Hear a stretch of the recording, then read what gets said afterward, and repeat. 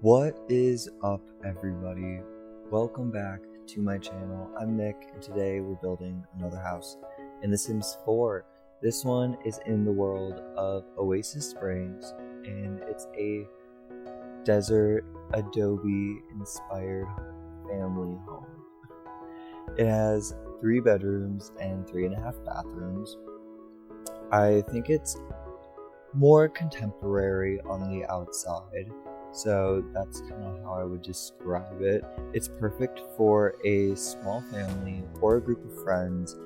I put double beds in each of the bedrooms, so you can use it for whatever you like. You could easily change it to be a kid's room or a gym or really anything. And if you wanted to download it and change it, you can find it on the Sims 4 gallery at Nick Last Game, and there's also a link in the description if you want to download it. And if you change something, let me know. I would love to see what you did with it.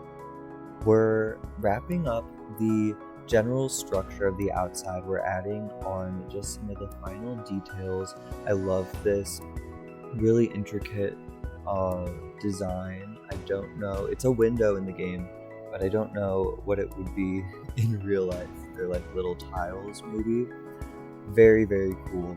And I put a lot of courtyards in this house. I was really wanting to have a lot of outdoor living spaces that were accessible from the inside on all different sides of the house, and I think this house definitely accomplishes that. There's also a really nice back patio that has the same kind of decorative feature as the front, which you'll see me add on pretty soon.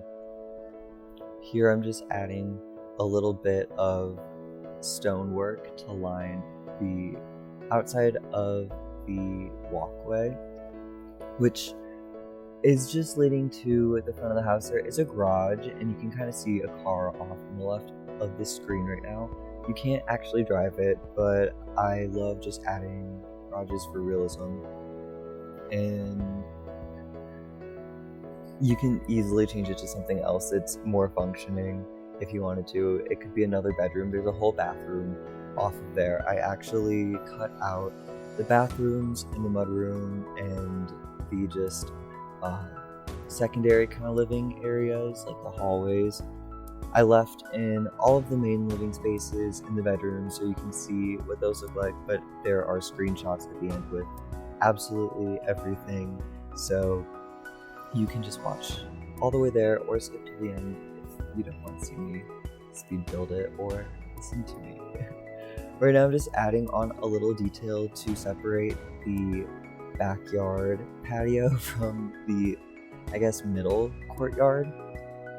I wanted to make some sort of distinction between the spaces so that the back felt more backyard, and I still wanted to keep it connected though. So I just added in those wrought iron fences that I used in front, and I really like it. I'm a fan. I added this little seating area.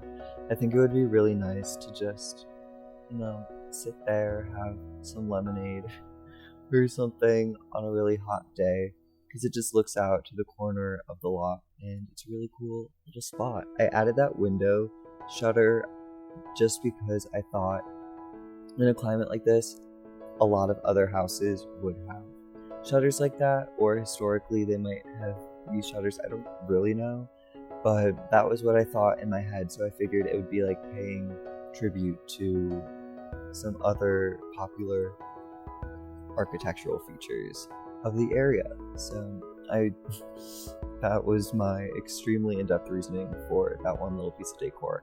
I really like how I landscaped this house. I just included a lot of rocks and different cactuses. Now we're already in the courtyard. I added this cool grill space. There's a seating area with just like benches, and then there's also a picnic table with a full umbrella. So you can pretty much do everything outside. You could do inside. There's not a TV though. There's also not a fireplace, but that's okay. I don't think you really need it too much. There's 2 in the house. There's one in the living room and one in the primary bedroom. You can see I added the light switches, which I got from the new bathroom clutter pack, but they are also coming in a base game update, so if you have the game and you update, they should be there. I didn't use those in this build, unfortunately, because I didn't have the update at the time, so if you don't have that, I'm not sure if it will be replaced, but you can easily add it. I just thought it was a really fun feature to add for a little realistic touch, and I think this house really has a lot of realism in it. It's very similar color palette throughout with some accent walls. The floor tiles are reused, and I think little things like that really help tie it together. I also didn't include all of the nicest furniture, and it didn't necessarily match as much, so it looks a bit more mismatched, and I think that also really helps tie in the just welcoming, warm, lived-in look of this home. This kitchen is really big. I don't know what you call them. The upper cabinets are not that useful, I would imagine, because there's just so little space in it, but there is a lot of just lower cabinets, and the island's really cool, so you have a lot of space in this kitchen. There's also that little dining area. There's the dining area outside, like I mentioned, and there's the dining room, which has that cool little corner window situation looking out to the courtyard. So there's plenty of space to eat in this house. Now we're in the primary suite with the bedroom, or with the fireplace that I was talking about. I like the color scheme that I used in here. It's just very brown and cream and a little bit of green. That green color is used a decent amount throughout the house, or throughout this room.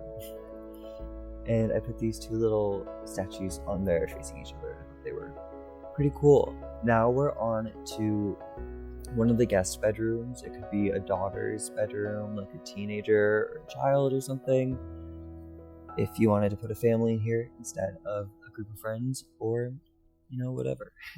I really enjoy this little seating area that I put. I thought it made for a really nice photo space, which you'll see in the screenshots, or you can see on my social media.